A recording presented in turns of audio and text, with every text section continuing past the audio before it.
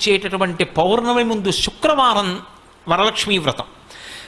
ఆ రోజు తిథితో సంబంధం లేదు, వారంతో సంబంధం. ఏ తిథి ఉంది, ద్వాదశి ఉందా, త్రయోదశి ఉందా, చతుర్దశి ఉందా, లేకపోతే ఏకాదశి ఉందా, పంచముందా, సప్తముందాతో సంబంధం లేదు.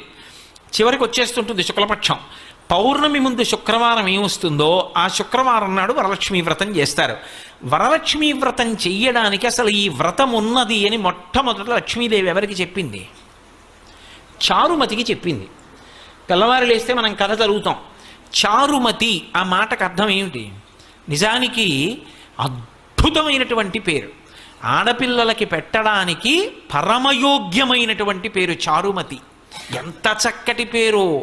చారు అంటే సత్, మంచి అని, చాలా చక్కటి ఆలోచన కలిగినది, విశాల బుద్ధి కలిగినది. మతి బుద్ధి, మంచి బుద్ధి కలిగిన పిల్ల, దానికి అర్థం చారుమతి.